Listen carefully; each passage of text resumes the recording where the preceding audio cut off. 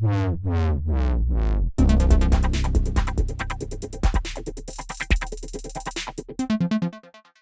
to Hashtag General, everybody. I'm Logan Studley, and joining me, as always, is Chris Okamura. How are you doing, Chris? Doing good. Doing good. Yeah. I remember we were talking Monday, and we just were like, nothing could happen the rest of this week, and we would already have a full episode. Of course, stuff happened the rest of the week. Yeah, but I mean, there's a lot to go into. Yeah. So why don't we kind of, before we go into everything, let's do the normal roundup. Like, what have you been playing? What are you watching? Like, playing, can't talk about what I'm playing. But a lot of cool stuff coming down the pipe. Yeah. Games that are coming out very, very soon that are going to be really exciting to play. Then after that, just like coronavirus stuff, like yeah, just kind of like everywhere. No, things have been kind of a little hectic.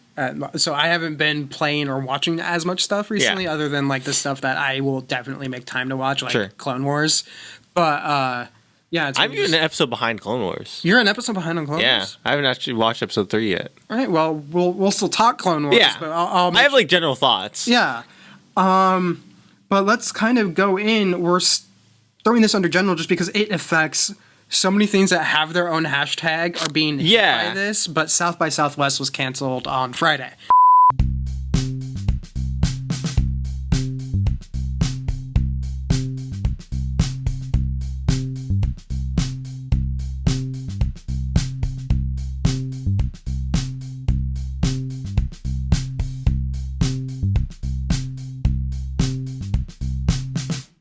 Let's move over to games.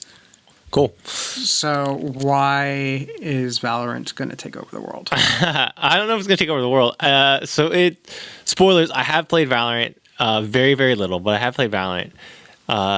So for anyone that doesn't know, Valorant is Riot Games' new shooter. So they officially announced it. Things leaked, and then they announced it, and they gave up a lot of information. A lot of information has leaked. A lot of stuff's come out. A lot of people have talked about it. I'm assuming you've watched the game. I've watched a bit of gameplay. I know it just was one of those things where I knew that there was an embargo on what they were working on, and then I happened to be on Twitter and saw a bunch of stuff, and I was like, this is where our conversation Monday actually started. I was like, hey, did the embargo lift early? Well, yeah, they lifted the embargo. There's a lot of people talking about it, so they lifted the embargo. And so they push a lot of stuff. So they put out the best thing to watch if you're interested. They put out a 2-minute sort of internal gameplay video. Basically, it's their dev team playing the game and testing.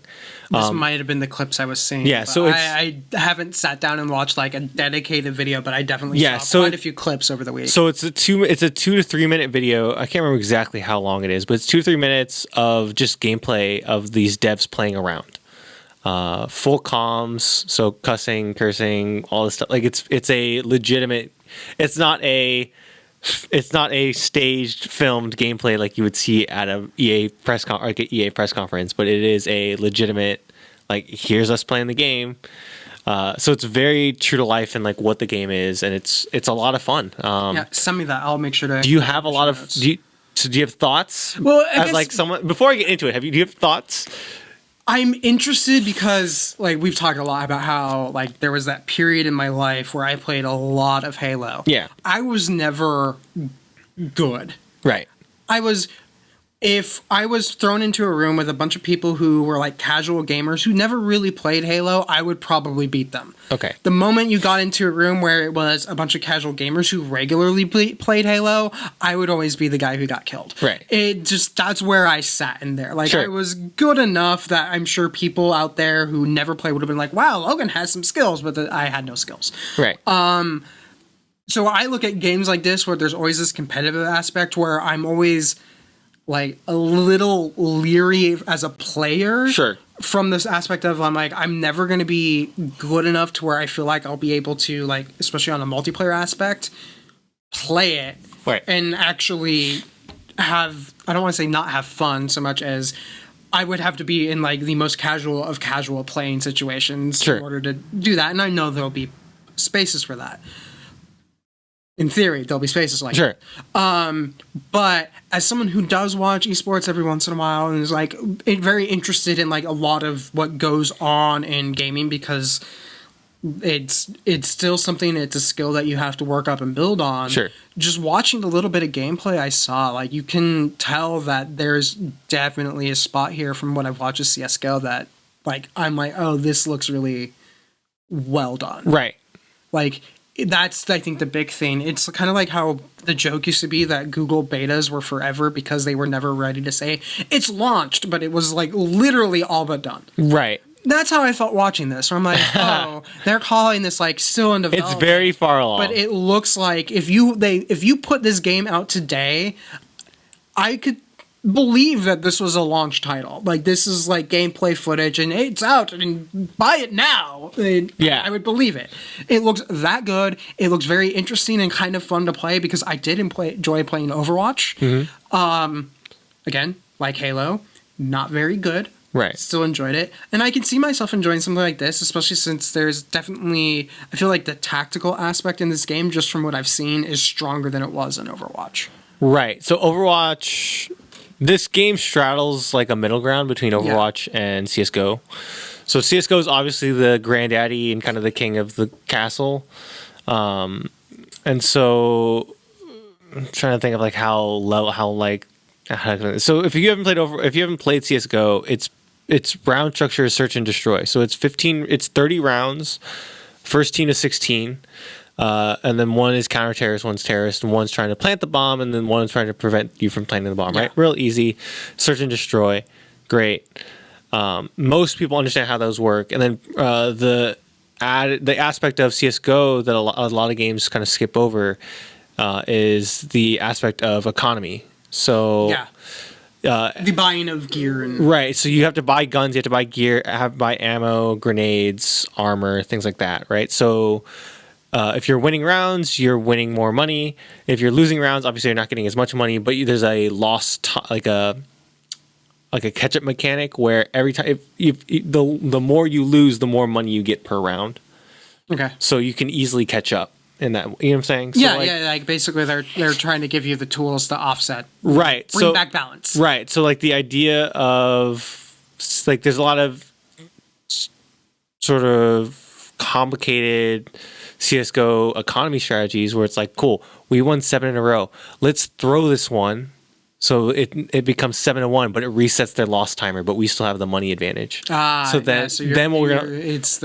thinking grander schemes, right? So you're like, okay, cool, we won 7 in a row. Cool, now we make even money per round, but we still have money advantage from the previous rounds, right? So like, say we make 1,000. Say I'm using basic numbers, right? So say round 1 we make 500, you make 100. Round 2 we make 500, you make 200, et cetera, et cetera, et cetera. It goes forward.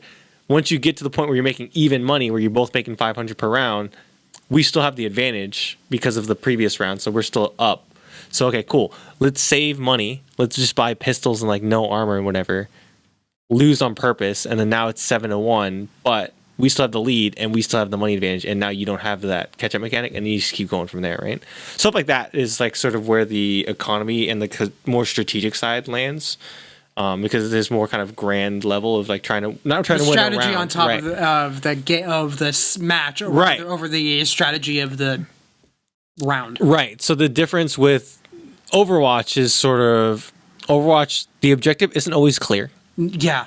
The abilities themselves do a lot of damage and are extremely powerful, and so a lot of the times you're just kind of waiting for something for the abilities to land, which because that ability to land could completely alter how the flow of the game. Right. So the difference with that is like it becomes more about abilities than it does about like gunplay. Yeah. And so you could be the best like gunplay person in the world, but like if you don't hit ultimates or you don't know how these characters work, then like doesn't matter, right? Valorant, the way they're doing it is each character has an ultimate ability, and they have a passive that you get natively, and then your other 2 abilities, you have 2 more abilities, but they are on a charge basis, and you have to buy them like you would grenades. Yeah. So it makes it a lot more strategic because it is search and destroy. There's an understandable objective, and then all of the abilities are more so utility based, more so than damage. Like there's no ability that really does damage. It's more, and of course this could change. But I mean, so rather instead of it being like Overwatch, where you would. Because I played Pharaoh a lot. Where I'd so instead of missile barrage, right? Yeah. Instead missile barrage, I might get like a passive healing boost or right, or you would get something where it like instead of your ability being like I think it's called Death from Above. Is her ability, right? Or it might be called Death from Above, or that's what she says when she does it. Yeah. So when she jumps up and then she goes Death from Above, right? So then maybe your ultimate ability in Valorant is just the jetpack. It's just, you know what I mean? It's just something to get you a higher vantage point so you can use your gunplay, right? They never want to make it where the abilities overshine the gunplay. Overshine the gunplay and make it to where you don't necessarily are achieving. You're achieving it through skill still. You're not achieving it through the power of the... Right, through the ability, right? Because, like, if you play... The one that comes to mind right away is High Noon with McCree, where you literally turn a corner, you hit a button, and it auto aims. It auto aims and shoots, and I have died from that so many times. Right. So it's just something where that you're basically just waiting for that to come up, and then you can get kills or whatever. Like it's not that hard. The thing with this is it is a lot of stuff where you saw it in the video of like a lot of the abilities are drones, where it's like, okay, cool. Now the drone doesn't shoot. I'm just using the drone to see. Rainbow Six Siege does this really well, where Rainbow Six Siege is 100% gameplay based or gunplay based, but there are abilities and charges and things like that where you can use them strategically and really hone in on your sightlines and where you're looking at. And so everything is to restrict sightlines and everything is to build around your ideal gunplay and like how you want to play stylistically with your guns. But then again, that's sort of where it lands. I tweeted out that I made a couple very long Twitter threads about Valorant and like my thoughts and like I don't know if I read all the Twitter threads. I did see the one you threw on Facebook. Yeah, so that was one of the rants, one of the better ones, and so I posted on Facebook because I had a lot of people messaging me about it, and like I only do it because people message me about it, and I'm like, I don't want to message everyone individually. Here's just a thing I can link people to. Yeah. And so the thing with Valorant is it's 100% scarier for Overwatch than it is for CS:GO. That was what I was going to ask you because I read that and I was just like, ooh, there is no love, like no punches pulled. You just got to the heart of the matter. Right. So like CS:GO has been a thriving community and a thriving esports scene and a wonderful game and a wonderful experience for the last 20 years, right? Yeah. It is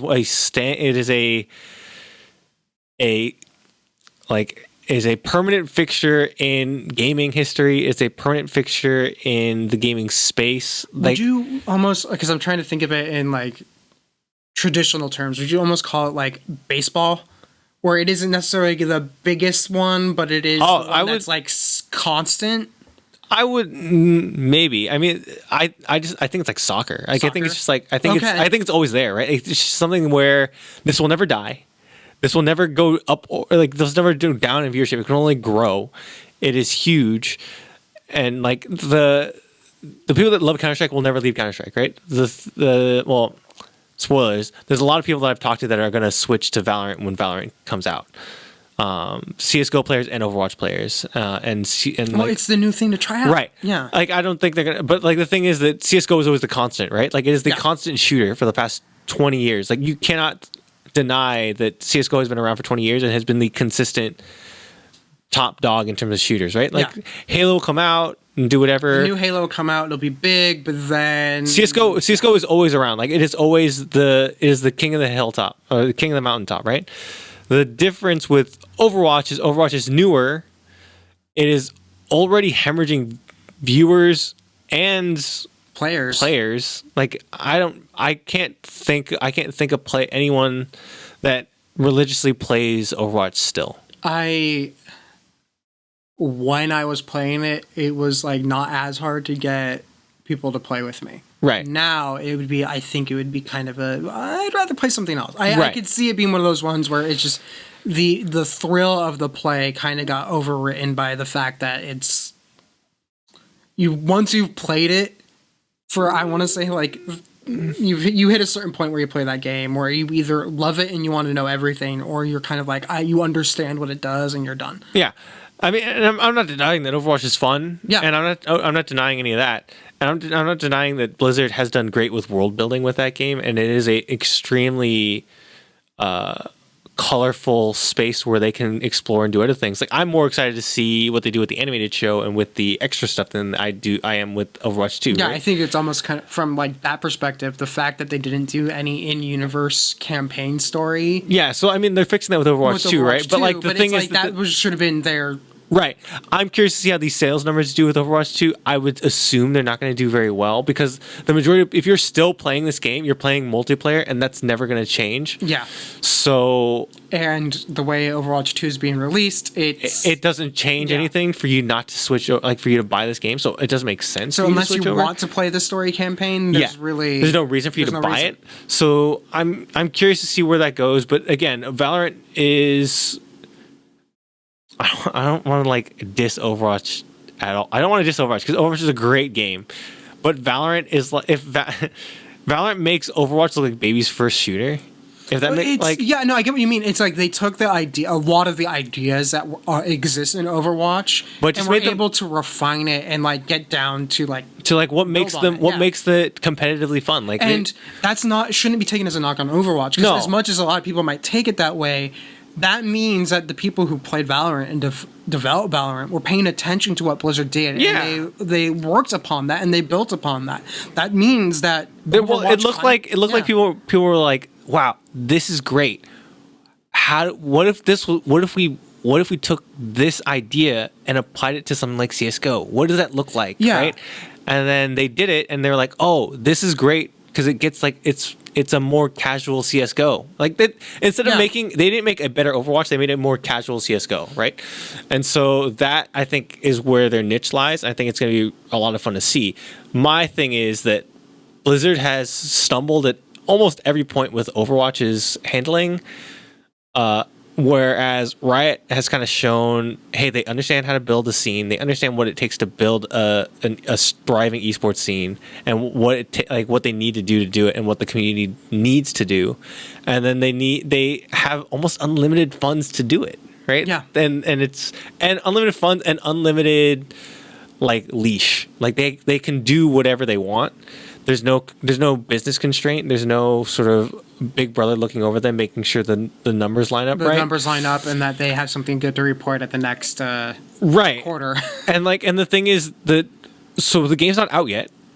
We've only seen 3 minutes of official gameplay, and they've already put out. If you go to their site right now, there's a page-long thread of like, here's our goals and here's what we want to do, and half of that is not even gameplay stuff. Half of that is like, we're gonna fix latency. Here's what we're doing. How we're gonna fix latency. Here's how we're gonna fix Peeker's advantage. Here's our new cheat engine of like how we're gonna detect cheat and like wall hack stuff. Like, here's all this stuff. And like, dude, for a company to fully understand that, like, hey, these are concerns and issues that we have, and we understand that you have, and the game's not even out yet. Yeah, like it's being built in from the beginning of the game. I don't know if you read it or not. Polygon had a very good interviews with basically like the almost entirety of their development team who had been there from the beginning. Yeah, and you're seeing that they hired the network person who like works on like anti-cheating and making sure there's low latency, instead of having that be a layer that got added in later. It's like built into the heart and soul of that game. Yes, and like, and that also is a worthwhile read if you're interested. That's such a huge thing for a company to focus on, because it to be fair, and you've worked with companies before, something like this, something that is not core to gameplay, is usually one of the last things to go in. Yeah. So, wow. Like, but I think a lot of it is, again, it goes to your theme where they have a lot of experience in the competitive space, because they know and they understand what's important. Yeah, if that wasn't in there from the beginning and very deep down, the moment it started becoming a thing where people are like, oh, I lose because of latency. Yeah. they would lose players. Yeah. They would lose whatever competitive edge they can build. This might be actually the biggest edge they have over other game platforms in the competitive space, is that people can't sit there and claim that it was stolen from them. Yeah, absolutely. And the thing, so even small things, right? So if you look at someone did a shot-by-shot by because of course they did. If you look at the buy screen, so every round starts with the buy screen where you're introduced to your guns. Like here's your guns. Here's available armors and weapons and grenades, whatever. Here's right? the values of all that. Here's how much money you have, stuff like that, right?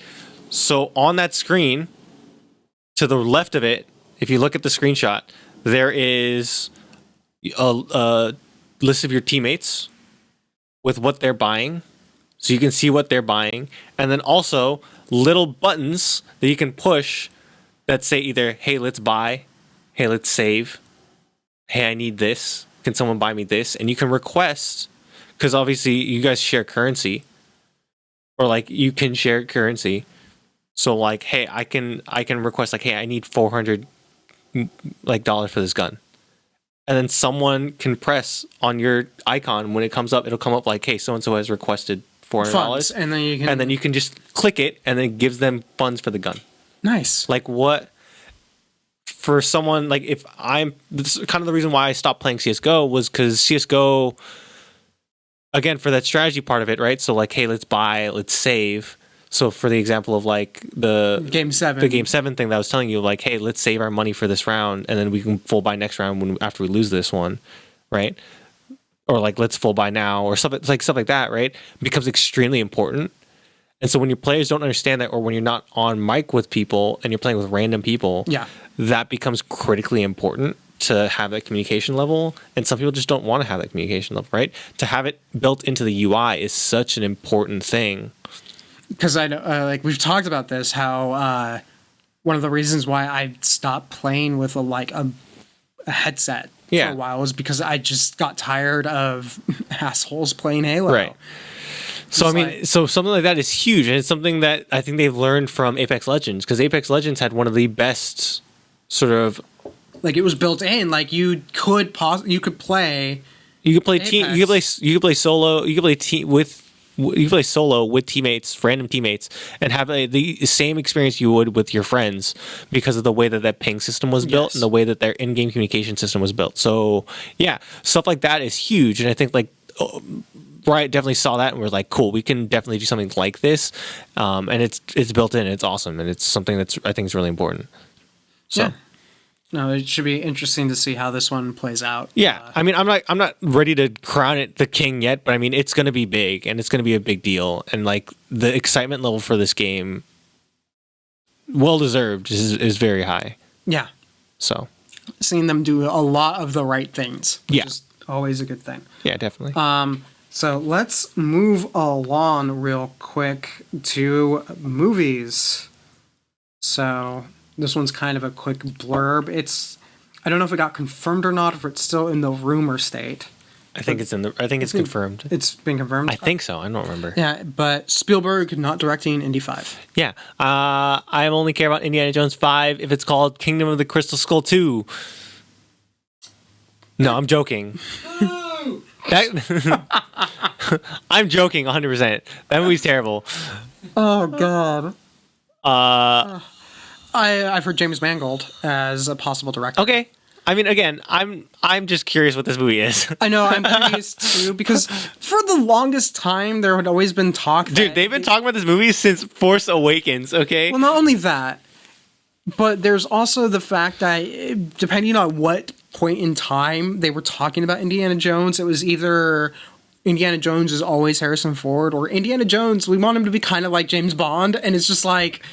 Well, I mean, Indiana Jones, Harrison Ford is Indiana Jones' this movie. Yeah. We know that. He's going to play Indiana Jones, but it's kind of interesting to see how sometimes it's like even they don't know where they're going to take it. Yeah. Okay. But side note here, I think it was Vanity Fair. Vanity Fair does those like my career in review videos or whatever. So they did. I haven't watched one with Harrison Ford. So they did one with Harrison Ford, and like I love Harrison Ford. I really do. But every interview I see him in, every talk show I see him in, every time I see him do anything, man, Harrison Ford is the most bland human being on the entire planet. He never wants to be there, and I think that's the thing. And like, it's great because they're like, so Star Wars, like, it's such a huge thing.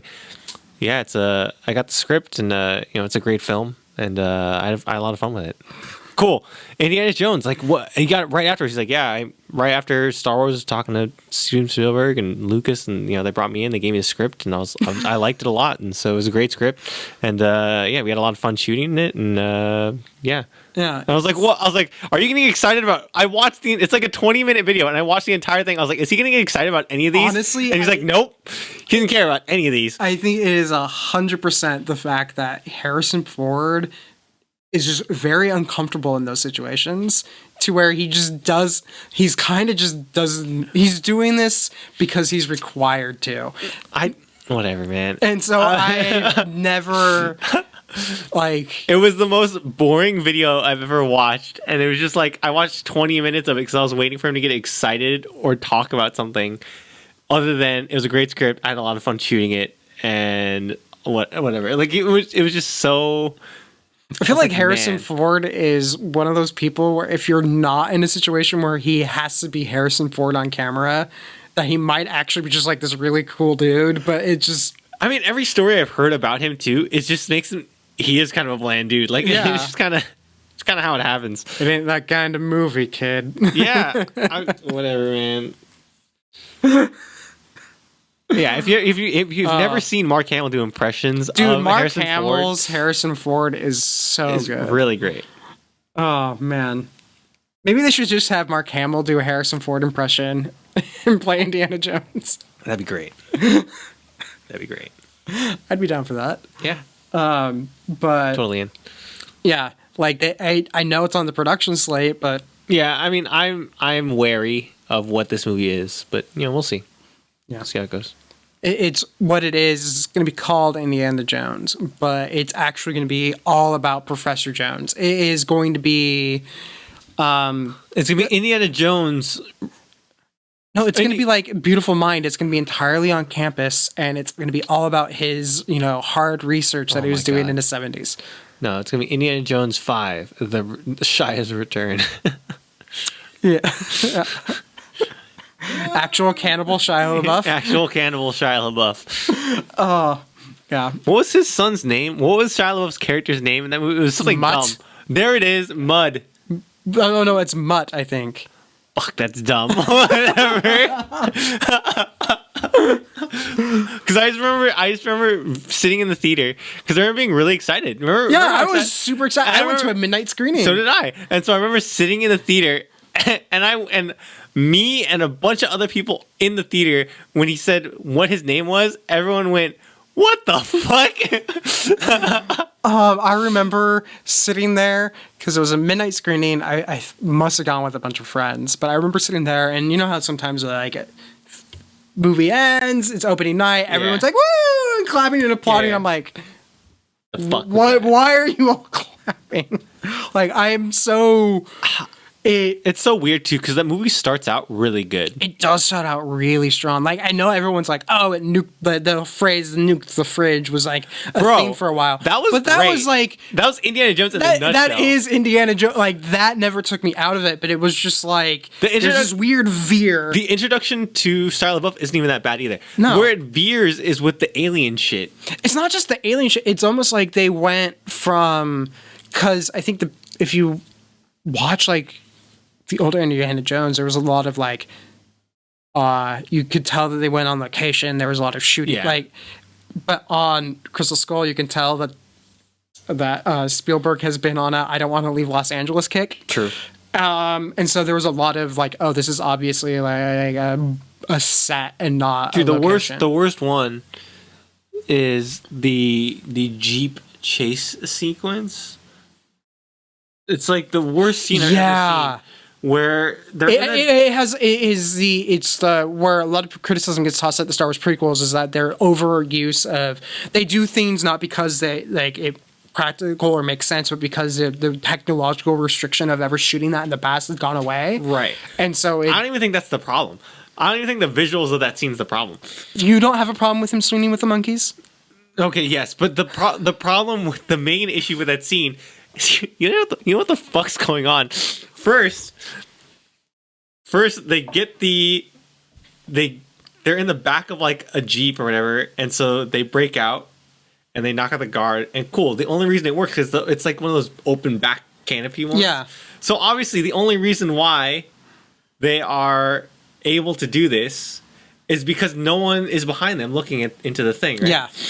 Then in the very next shot, right after they take out the guy and take control of the Jeep, they're sandwiched between two, like they're in a caravan. Yeah. What? Why is what's the Jeep in the back looking at? Yeah, okay. Then all of a sudden they pull up. All of a sudden the next shot, the one in the front's gone, and they drive past into the German lady's Jeep.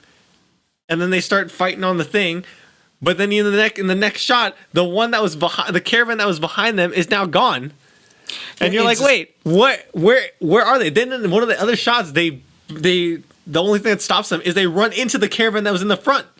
Yeah, because ultimately the aliens never bothered me, but it was like the moment they get to South America is like that entire movie just is like, now we're off the rails, bro. I just have no idea, like what. So, there's a lot of shit in that movie. There's just a lot of odd, bad choices in that movie.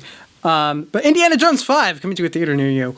Oh my god, I'm just thinking of that movie again. Okay, continue. Let's move on before we both collectively die from the memory of Indiana Jones. Of shit in that movie that bothered me. Yeah, just get rid of Shia LaBeouf. I didn't think he's the problem in that movie. But can you see him coming back though? No, but like I don't think he's the problem in that movie. That movie has other issues. Anyway, speaking of issues, Bob Iger announced that he is stepping down as CEO of Disney. Now, we'd known that this was coming anyway, and it was obvious he was doing his victory lap with like the book and all that. Yeah, but he was also, everyone was like, his contract was he was going to be CEO to 2021, and this kind of came out of the timing was weird. But it makes a lot of sense because he's staying on the board. Yeah, he's still chairman of the board, and apparently he's still overseeing all creative. Yeah, so it makes a lot of sense for him to do this now.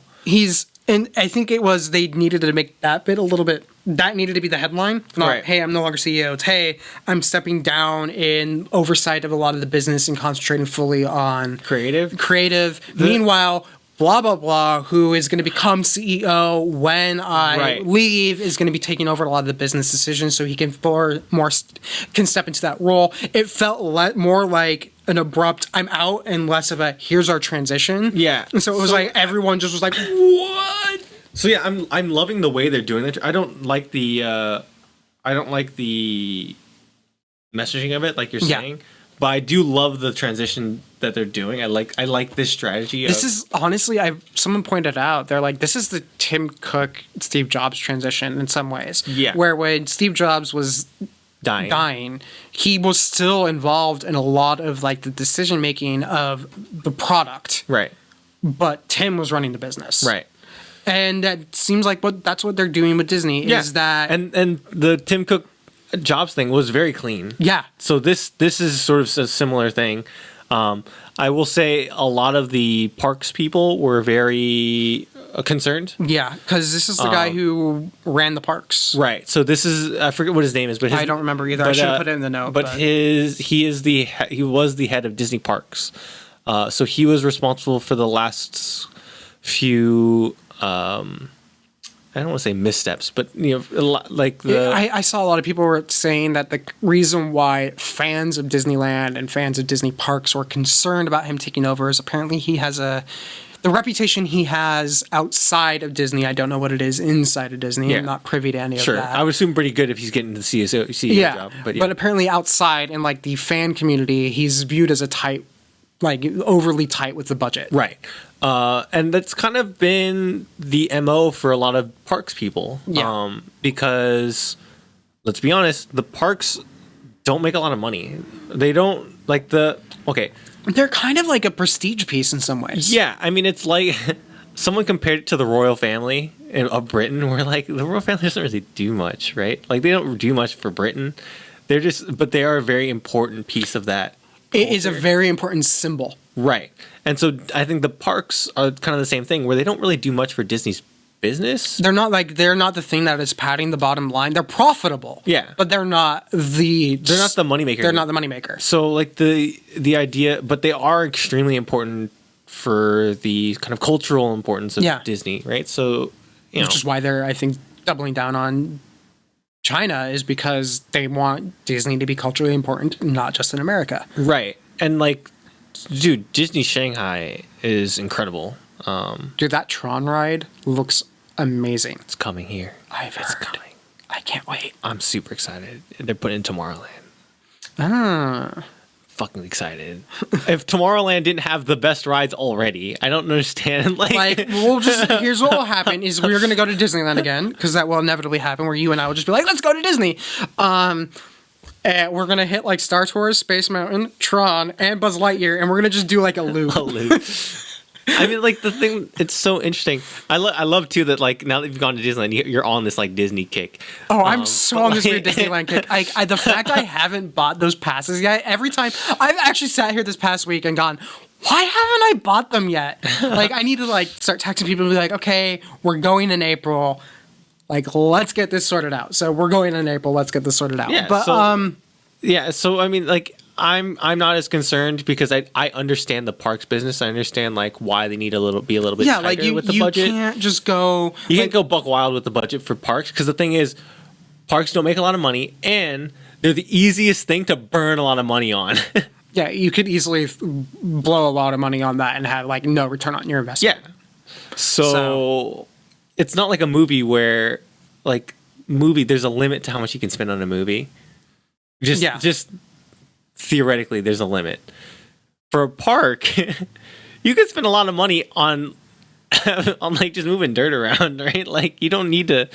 It's expensive. Yeah, like that's why I think that one of the big things that I especially noted with the Disney, the Imagineering documentary, which I still haven't fully finished. Like, I have 30 minutes left because they started getting into like Galaxy's Edge and Rise of the Resistance, and I was like, I'll finish this after I go to Rise of the Resistance. Yeah. So it's like there's this 30-minute chunk just there taunting me. So they don't ruin it. Rise of the Resistance they don't. Okay, I might just watch it. But like, you're right. Like, if they hadn't planned that to like extreme levels, you could have easily have blown $1 billion and then had nothing to show for it. Yeah. Because it went like, oh, we changed the plan.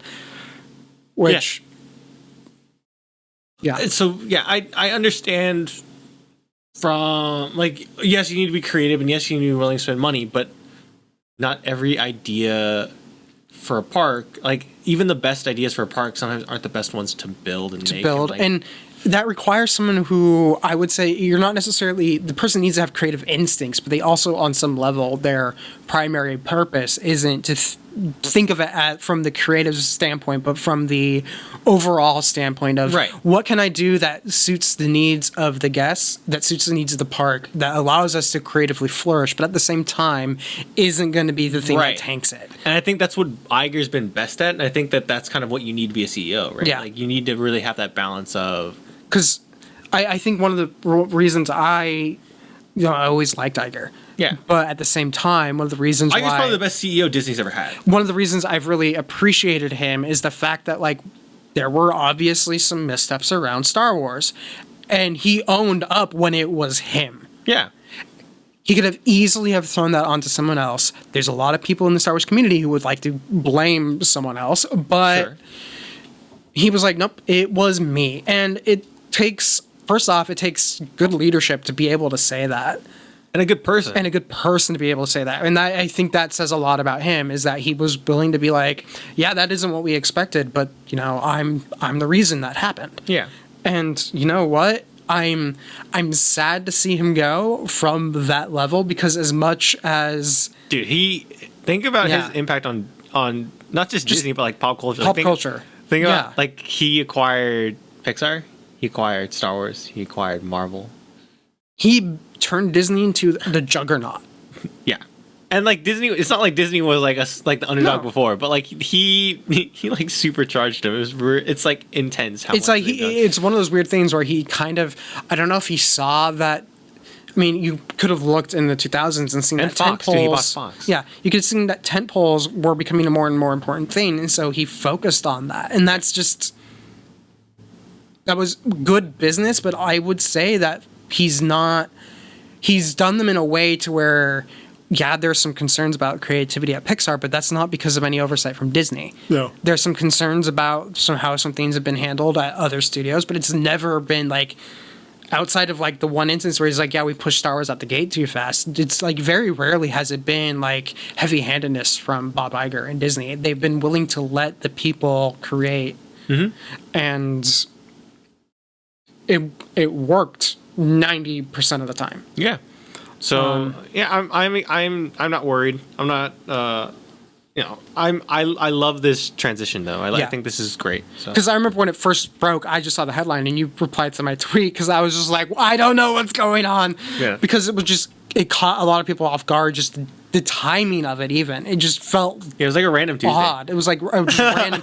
Like this isn't how you would normally do a transition like that. So it seemed like there was a lot of questions like, why so abrupt? And I think it was probably just Bob just was like, you know what? I'm done. I'm tired. Looking ahead at where things are, I know where I want to focus, and Disney Plus is going. It's done. The things that I felt like I needed to be involved on a day-to-day basis, I no longer need to be there. I guarantee you, he woke up one morning and he looked at his phone. And he was like, "I want to go back to bed." And then he's like, "I'm going back to bed." And then he was like, "You know what? Fuck it." And then he just like, he just shot like a text message to like his like the PR department, being like, "He's like, guys, send it." Yeah, he was like, "Yo, fam, we stepped down today. Let's wrap this up." Yeah, I just want to sleep till 10. Yeah, hey guys, just prep this. I'll be up in like. I'll be in around noon. But yeah, let's move along, shall we? Go for it. So, Star Wars, the top of the bit here was the big news around. They finally revealed stuff behind Project Luminous. We've got Star Wars: The High Republic. Yeah, and there's not much of detail out there. It's just Old Republic, right? It's kind of like what's weird about it is I actually was looking at it and there's obviously like some influence from Old Republic. Yeah, but first, I am glad that they decided to kind of. Cut the fat. Not necessarily cut the fat. If you look at all the people who are involved in it, it's like a lot of people who have made stuff in Star Wars, either in comics or in novels, who were like the best of the people who were doing it. I mean, I would have loved to be in that room where they were discussing everything. Oh man, because you had Kevin Scott, you had Claudia Gray, you had the guy who was doing the Kylo Ren run. Oh, Soul? I forget his name, but I know what you're talking about. You're looking through the names of the people who they brought in. Did Filoni in there too? I think Filoni's in there. I know Pablo was in there. Yeah. It was just like you had a lot of like these are the people who have made some really good Star Wars related material. I know what they're talking about. Who know what they're talking about, who care about the universe. And we decided to be like, you know what? We have this time period where we could tell a story and not necessarily have to worry about how it's going to play out with like the Skywalker saga. Yeah. And I love that they announced it in this way too, of like, hey, Skywalkers are done. We're done with that era. Our main focus for the next like decade or however many years is going to be this time period in history, and it's so cool for them to kind of move, like shift arcs, right? Yeah. So and like I love it. So the thing that I find really interesting about it's if you're not familiar with it, it's about 200 years prior to Phantom Menace. Yeah. The idea is the Republic is in an expansion phase. Right. So we're seeing like I would say. Kind of like 1800s Manifest Destiny America vibe, right? But it's kind of the more important part of the storyline for a lot of people is going to be that this is like the height of the Jedi. This is the height of the Jedi. But the thing I find interesting too is that the Jedi, it seems like in this time period don't operate in the way the Jedi did in. They operate like knights. They operate not just. I wouldn't go with the knights, even though I think that's because they are Jedi Knights. I think that's fair. But I immediately thought of the lawman, typical lawman from like the Western. A gunslinger. Yeah, where they operate. Yes, they're all a part of the Jedi Order, but they could show up and they are the law. Right. But maybe not like the law, but that they are an authority. They are the guardian of peace and justice. Right. They have an authority. So the reason I said knight, not so much like a Jedi Knight, but like a knight, like a crusader or like a knight. They show up and they are the will and the sort of they are the embodiment of the peace of justice and law of a republic. Right. So like they are just the peacekeepers of the republic, and so whenever they show up, like they are everything that's good and right with the they are good and right with the world. And if they say something, then that's kind of that's right. And like that's where they are in their history right now. Yeah. And I think that like it's interesting to have that lead into where we see them in Phantom Menace and sort of beyond. Where they become almost like overly integrated into the Republic. They're incredibly centralized, whereas this one is not. But I can see how it can lead to that, right? Yeah, like, exactly. It's very cool to see. Like you can see the narrative that they could tell with just that aspect of the Jedi without even going into the narrative. Also, where the contempt comes from, because there's a lot of people that are contempt, like in Phantom Menace and like in sort of where we're at. There's a lot of contempt. There's a lot of like untrust with the Jedi, and so how did that happen? That comes from them being maybe a little overly heavy-handed in this. Maybe they're period. overly heavy-handed. Maybe they've become too attached. Because there was a. Did you read Master and Apprentice, the Claudia Gray novel? It's the one with Obi-Wan and Qui-Gon. Yes, I did. I read a little bit of it. It sounds like. Who let the dogs out? Yeah. Okay. Continue. Okay, let's let that bad joke sit. And okay, so no, what was very interesting is that there was a point, because I think this was the first time that there's been a full, true canon reference to Zerka. Right. And there was a person who is basically property of Zerka because of the way Republic law worked. Zerka Corporation could have property that was a sentient being as long as it was obtained outside of the Republic. Yeah. So they could bypass the Republic slave laws. And because of that, Qui-Gon couldn't like go free the slaves. So there's this weird we can see why Qui-Gon would have done something for Anakin here because he was held back and restrained from doing it. But how he at a time is thinking maybe one of the problems with the Jedi Order is that we've become so bound to the Republic that we aren't doing what we aren't being the representation of justice we are because we are being bound by this other aspect. So it's like, where did they get to that point, or were they already at that point? Is that what made them there's so much that they can tell with that. Yeah, I'm super excited. I think it's awesome the way they're doing it. I'm curious to see how they pull stuff, because obviously, they are taking a lot of old Republic inspirations here. Yes, they are. And I still think that I think they're, from everything we saw at Toy Fair and from everything we're hearing, they're bringing in Malik. I don't know if this is going to happen now. Yeah. Because it'd be kind of odd to do Old Republic Revan 200 years before Phantom Menace. Right. Because that is the height of the Sith. Right. But I mean, they are obviously looking at going into that time period. Right. And maybe they do it a little before this, right? Maybe they do something like, okay, cool, height of the Sith, and then as soon as they are defeated, it leads to the rise of the Jedi and the High Republic. The High Republic. They could do something like that. I'm on the same boat as you. Where Revan and Malik are the lead-in to.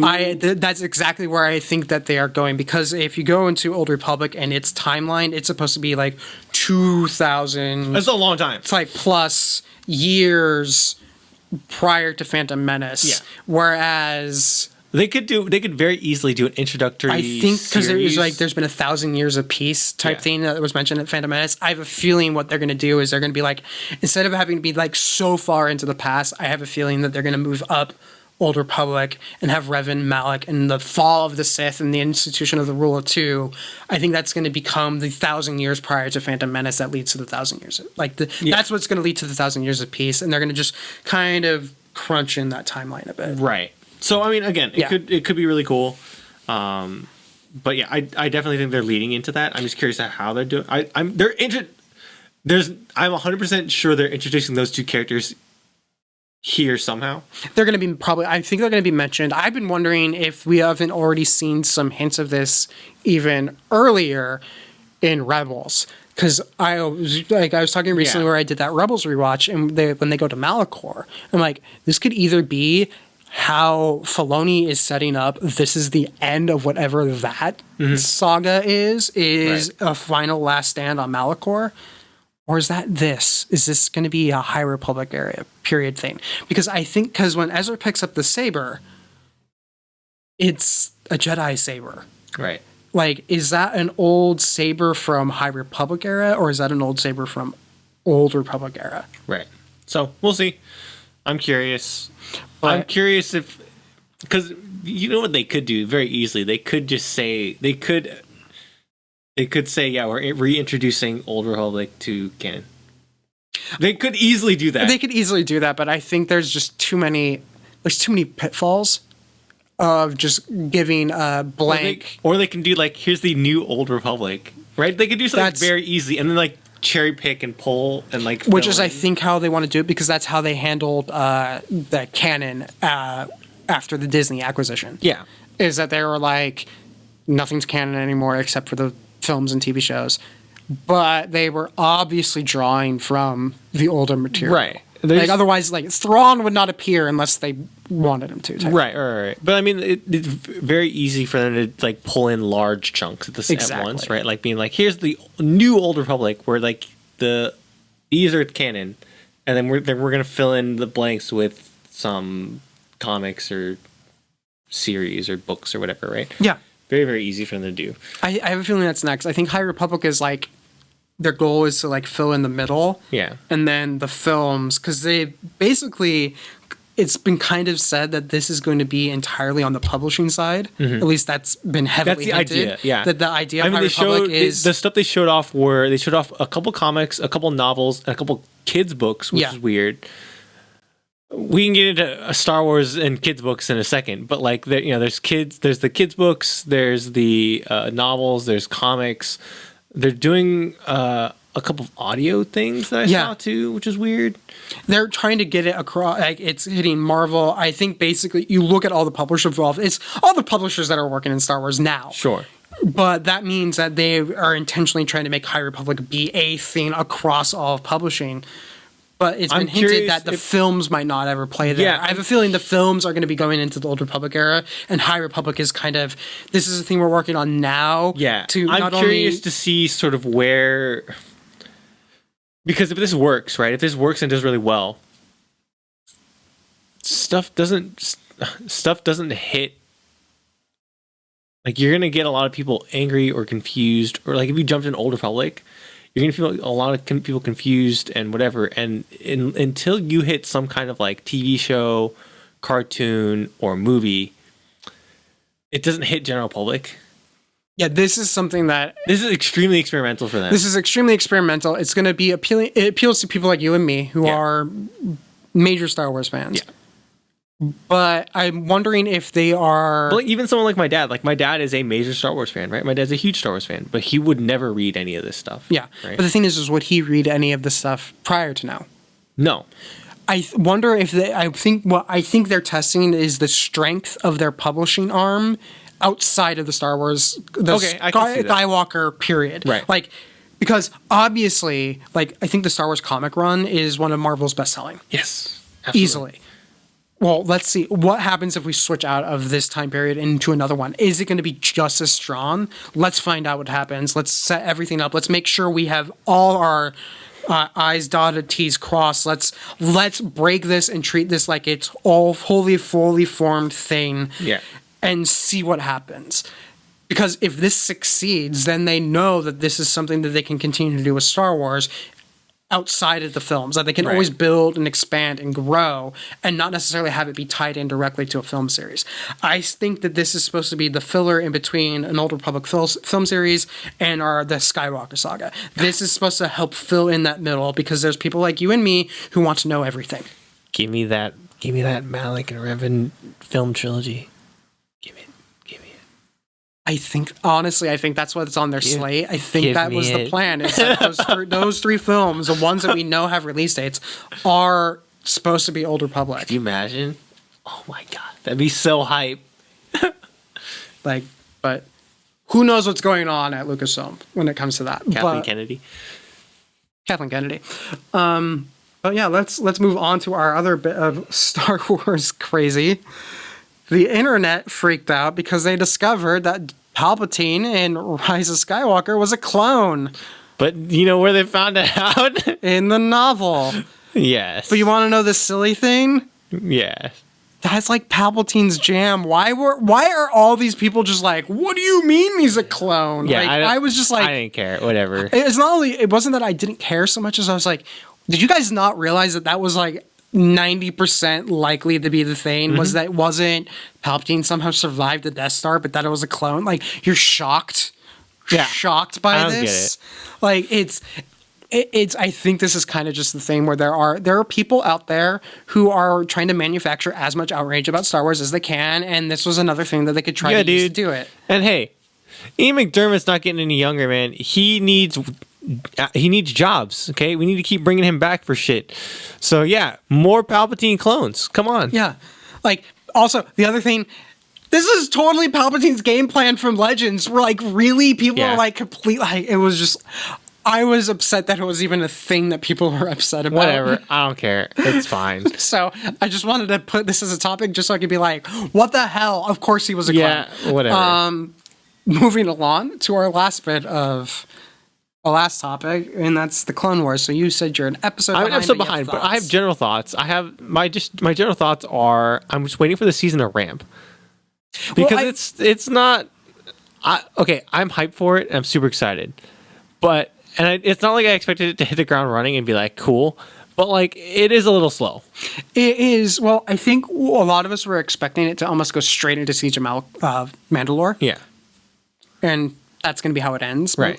But a reason why I think this is kind of slow is this is like a very typical Clone Wars arc. Yeah. No, which isn't bad. This is like this is how Clone Wars is always run. I'm not bashing it. I'm just saying like Clone Wars always does this thing where they do like a 3-episode arc. Yeah, and I'm like, okay, cool. Like I'm not in a rush to watch this, and I'm not like hyped yet. Because I know what's coming, right? And I'm like, okay, I just want it to start. I wonder how much of it is because we know what's going to happen. Bad Batch is also one of the few episodes that they had basically already put into production when Clone Wars got canceled. And so what I think has happened is they had like stuff like this that really all they had to do was like finish it up, which probably saved them a lot on their budget. Yeah. And so it isn't necessarily part of the ramp up that we were hoping to get with Siege of Mandalore. I don't think it's because this is how they were like, this is how we want a final season to run, so much as this is just kind of something they had that was ready to go, that the fan base is already kind of familiar with if they were very in depth in Clone Wars, to where that's why it's first. Yeah. And like it's cool to see the side-by-sides. Have you seen them? People put I've seen a few side-by-sides, yeah. It's really cool to see like the storyboards and like the half-finished animations to like what they have now, because it's fucking gorgeous. Yeah.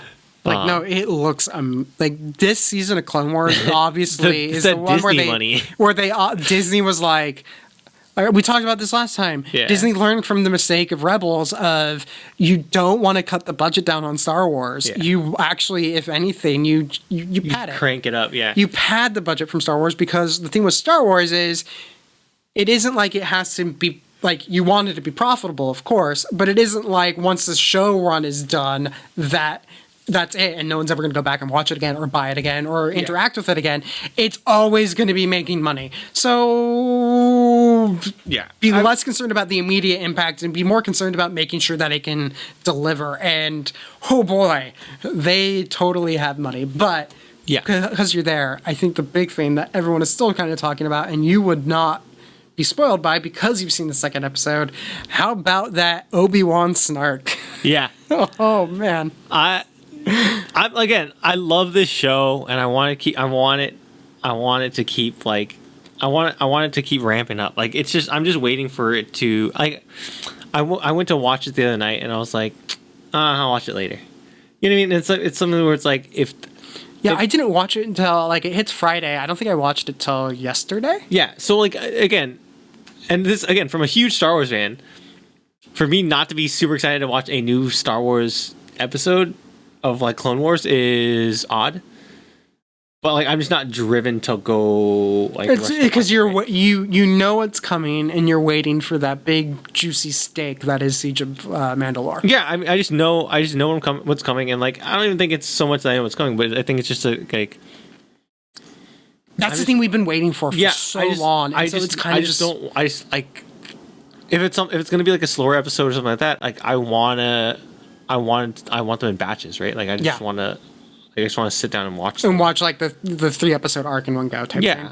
Yeah, because if we got another droids on that planet type thing, I would totally be right there with you. I'm like, I'll watch it, but I'm gonna watch all 3 in one go. I'm not gonna actually like sit there and I'm just kind of like, okay, cool. Because Bad Batch isn't moving like the overarching plot forward. It just seems like filler, and I'm like, well, it's not. Okay. It's like between a filler and like half story. It's like character development stuff. And I'm like, okay. There's a lot of character development for Rex. And I'm like, okay, cool. Like, I already love Rex. You don't need me to. You don't need to sell me on Rex more. Like, I'm good. Yeah. Already love Rex. I don't think it. Yeah, you're right. It's like I don't think it's possible to love Rex more. Yeah, and I'm like, cool. I'm glad you're giving it to him, but like, I'm not.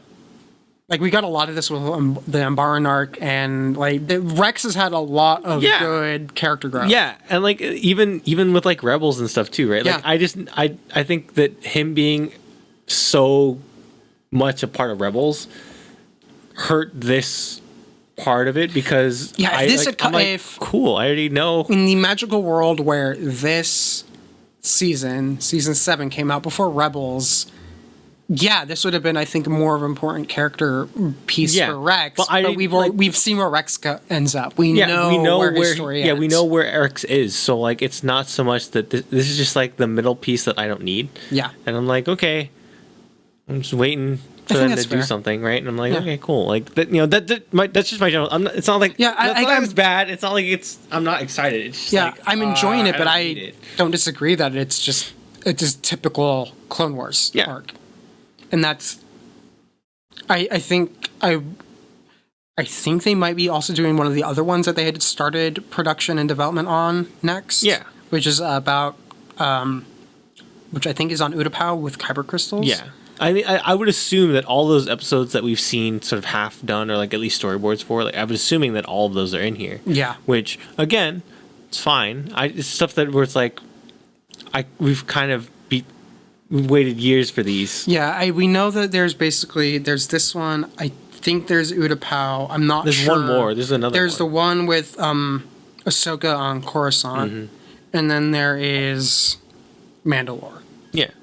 And that, if you look at the historical pattern of 3-episode arcs, that's the 12 episodes that we're going to get. And I'm interested in seeing the Ahsoka one because that's part of her story that is kind of, even with Rebels, it's not ever been explained. It's just like a weird thing of like... What happened between her leaving the Order and her not returning, but returning to the fight. Right. So it's an interesting middle ground. It's just kind of thing of like when she popped up in Rebels... You're just kind of like, where the fuck did she come from? Like, where did that come from? What got her to that point? That has still been something that we've not really had fully answered. We knew things, but we didn't know. But I don't even think we'll get the answer in this 3-episode arc. I just think we'll get a closer idea of like where her headspace's at. I think this serves to like, because it's either Utapau or it's the Ahsoka Coruscant that's next. Is my guess. Yeah. I don't know if there's been teasers or not. There might actually be an answer. The episode hits my iPad, and that's when I know. Sure. And I think a lot of what's going on with the Coruscant arc isn't all. It is like, here's what's going on with Ahsoka in that time, but I think it's also to help establish how much mistrust there was towards the Jedi in this time period. Right. Like, I think it is just as much Ahsoka character development as it is world building. Right. So I think that might make it more interesting. Right. But so we'll see. Yeah. But I'm excited for the rest of the season. I'm just waiting for it to kind of ramp up a little bit more.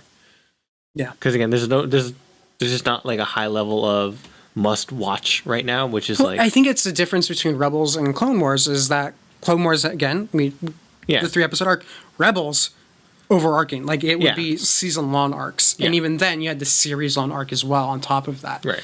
Which meant that a lot of the episodes were kind of one and done, but they were laying the foundation of something further to where you would be talking about what this might be establishing, right? Because you could not have done Thrawn the way they did it in Rebels if they followed the same arc pattern that they do with Clone Wars, right? But God, Thrawn's payoff is so good. Dude, I remember people complaining on Reddit about how Thrawn is like, because Thrawn is this master strategist. Why isn't he just basically stomping them? They shouldn't be getting any of these victories. Dude, and it's he's playing the long game, and all of you are complaining over the fact that he wasn't doing it short term, and he was playing the long game. He's playing the long because game. If you look at everything that happened in Rebels, every time Thrawn lost, he didn't completely defeat the Rebels, it was because Tarkin wanted to make an example of them and said, you can't kill all of them. And also, hey, this giant Force Ghost type creature thing totally interfered and let the Rebels get away. Mm-hmm. Not something he would have, one thing held him back, and the other thing was something he can never have prepared for. Right. Same with how he lost at the end of Rebels. Here's something you totally aren't prepared for or were never had thought to prepare for. It always is something that Thrawn, for all his preparation, that was the only way they beat him, was because they presented him with something that was completely as off the board that no one would have ever known unless they knew some very intricate specifics about Ezra or what was going on at the base. Yeah. Things that he would not have known and could not have known. Yeah. But Thrawn. Whatever. Awesome. Anything else? No, I think that's it. All right. I think that does it. Be sure to like, share, subscribe. The podcast is a little bit behind on iTunes, so once we get there, please rate us or review us. But everything else, with the exception, I realized that this week there's one 640 by 480 recording that's not online yet. Yeah. Everything else is up. Hey, the backlog is basically all but done. Oh, also, happy International Women's Day. If you're a woman and you're watching the show on your Sunday, do something else because we're not that interesting. You shouldn't be spending your time watching us on a Sunday. No, you should be watching us. Don't be honest with them, Chris. But yeah, like, share, subscribe, do all the fun things, click the bells. Yeah. But we will see you all in 2 weeks. See ya.